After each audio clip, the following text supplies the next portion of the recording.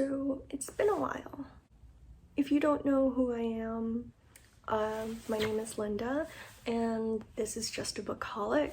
I have been gone for quite some time. Didn't mean to be gone for so long, but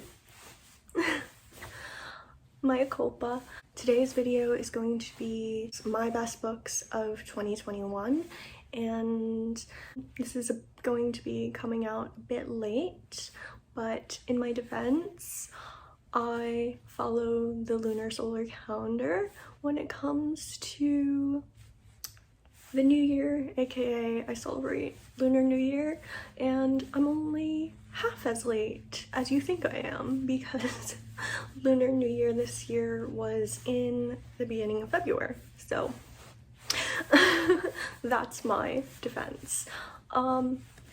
So this is gonna be a video about my best reads of 2021 in no particular order, and let's get started. First book I'm going to talk about is This Is How You Lose the Time War by Amal Matar and Max Gladstone. It is just a stunning novella that is about two enemy female time agents who end up sending one another the most beautiful lyrical letters that begin as taunting calling cards, but then shift into something so much more. I would describe this book as delicate, passionate yearning made into a epistolary novella, if that makes sense. It's sci-fi, it's romance, it's just a beautiful sapphic love story, and I adored it. The next one is also another sapphic love story. Didn't mean for this to happen, but you know what? The sapphic novels were just... And I'm gonna say the title of the book now. When the Tiger Came Down the Mountain by Nevo. And this is another novella, but this one is set in a fantasy world which centers around a traveling cleric that goes around and collects stories, and they come across a trio of tigers that tell this love story about a lady tiger and a female scholar, and it's the second in an anthology series, so you can pick this right up without reading the first one, but I also highly recommend the first novella as well, but this one is my favorite. It's so good. It's very humorous and romantic and just very entertaining because the cleric and their friend are essentially trapped by these three tigers who may or may not eat them, and all that's keeping them from not getting eaten is them telling the story. So it's a delight, and I highly recommend it, especially since this year is the year of the tiger. You know? Okay, I don't know what's happening with my hands, but the next book I want to talk about is a comic, and I actually have a few comics on this list because, if you don't know, I love reading comic books and I want to share that with you more in future videos and in this video. And the comic I want to talk about is Gwenpool, The Unbelievable, Volume 1, Believe It, written by Christopher Hastings, illustrated by Danilo Bayruth and Giri Hiru. And this one took me by surprise because I was somewhat skeptical to pick this up. Initially I had heard about Gwenpool, but I didn't really know too much about her until I picked up West Coast Avengers, and I just really grew to love her because especially in this book, it's really well done, and I think if it was given to like a less talented writer, this could have been like a soulless cash grab of a book, which if you want to know about a soulless cash grab of a book, check out my future video. That's gonna be my worst books of 2021. But this one, Gwenpool, was just a really wonderfully chaotic and fun read that I thoroughly enjoyed. She's just a very likable, amazing, fun character, and there were definitely some ups and downs with them in this volume, but like, you're rooting for the girl even though she's kind of a mess. You're rooting for her.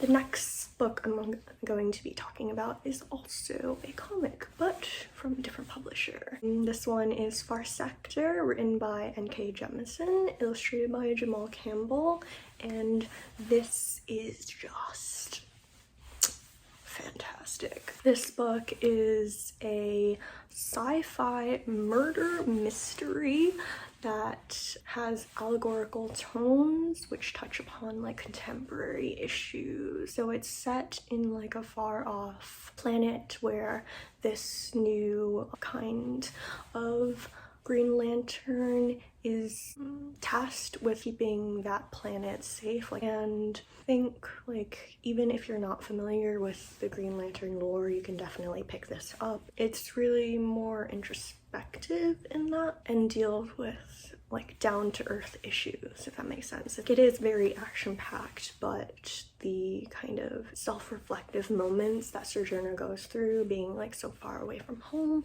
is, I think, very relatable. Definitely check it out if that interests you. Next book is also another like thriller slash mystery. It's Winter Counts by David Hestia Wanabe Wyden, and this one is a thriller that revolves around a Native American enforcer named Virgil Wounded Horse, who is tasked with the job of uncovering and stopping a dangerous drug ring that has infiltrated his reservation. And the job kind of takes a very personal turn when someone he cares about deeply gets affected by the actions of the drug ring, and he has to go to Denver with his ex-girlfriend to search for answers and to seek revenge, essentially. Trigger warnings for this book though. I remember that the first chapter, like, it starts off with him going on his enforcer job, getting retribution for the rape of a minor, and that occurs like straight off the bat. It's not a focus, but sexual assault occurs at high proportions in reservations, and that's the awful reality. And additionally, there is a drug overdose of a minor, domestic violence, death of a young person, and there is the use of racial slurs as well in the book, just as a warning. The next book that I want to talk about is another thriller, and it is Untamed Shore by Sylvia Moreno Garcia. It is a very engrossing, like, noir-esque thriller that's set in Baja California in 1979, and I thought of it as like a very fast-paced, gripping read, and you follow Very Diana, a young translator who crosses paths with 3 Americans who are summering in Baja, and she acts like as a assistant and translator for them, and she soon kind of gets embroiled in a murder investigation. And trigger warning for this book, there is a scene where there's like questionable consent between 2 of the characters, and there is depictions of domestic violence in this book. So I believe those are like the 2 main potentially triggering topics within this book, but it's just was just like a really fantastic read because of the like character arc that Very Indiana goes through, and how like very like she's just a great gal. She's a very great, intelligent gal who knows what she wants and goes for it. The next book I want to talk about is All Boys Aren't Blue by George M. Johnson. And this one is a nonfiction memoir that actually you may already know about because sadly, a lot of school boards in the United States are trying to ban this book, which makes me hate the American education system even more because of the people that are in control. But this book, like, definitely pick it up and support this author because their memoir is fantastic. It was a very telling read that deals with identity, life, masculinity, family, and sexuality. Also have in their author's note all like the potentially triggering topics that they discuss in this book, and I will also list them right now. There is mentions of grooming, sexual assault, homophobia, racism, specifically anti-blackness are topics in this book, but this like the sexual parts of the book and the author, they've had to discuss this. The like sexual aspects of the book only make up a very, very small fraction of the book, and that they talk about like what to look out for, like in terms of grooming and like dangerous things, because yeah, that definitely should be talked about. Like young people should definitely know that like what grooming is and how to protect themselves from that by knowing the red flags of that. Definitely a must read for like not even just for young people, but like everyone. I think everyone should read it. The next book I'm going to talk about is a literary fiction novel entitled The Death of Vivek Oji by Aoki Mezi, and their writing is just like phenomenal, just fantastic. This book was a beautiful exploration of grief, family, sexuality, and the impact a person can and the death of that person can have on a community. It's a book that like focuses on the connections and impact that people can have on one another. So yes, it was just so good, but also like be prepared to just have the feels, just be prepared for the feels. Next one is a more lighthearted read, and it is a romance, and the book I'm talking about is Love Hypothesis by Ali Hazelwood. It is just it's a fairly light read and quick one at that. Like I couldn't put this down, and I read this book in one sitting. Actually, most of these books I've read in one sitting, or like one or two sittings, because they're just like unputdownable. This book has one of my favorite tropes, which is fake dating, and it was apparently a Rilo fanfic, but like I couldn't tell from the I couldn't tell that's what it initially was. And just it's like it pairs like a sunshiny person with a grumpy person, and it's just like it was just a delight to read. But trigger warning, there is an instance of sexual harassment, but it isn't done by like the main love interest, and it's like actually dealt with justly. So yeah, be aware of that. The 10th book I'm going to talk about is a graphic novel, or comic and graphic novel are the same thing, but like, you know. Next book I'm going to talk about is Shadow of Batgirl, written by Sarah Kuhn, illustrated by Nicole Gu. This one is like a really great introduction to the character Cassandra Cain, my favorite Batgirl. I think if you're not familiar with the character, this is like a good jumping off point, and I just felt that it was just like a very, for the most part, wholesome read. Sandra Kane was like trained to be an assassin, so like not completely wholesome, but like, you know, wholesome in my book. It was beautifully drawn, and I love the color palette of the book that has like, it's heavy on like blues and yellows, very like Batgirl-esque colors, and I just found it to be a very endearing read that shows you who like Cassandra is as a person. The next book I'm gonna be talking about is it's a chunky boy.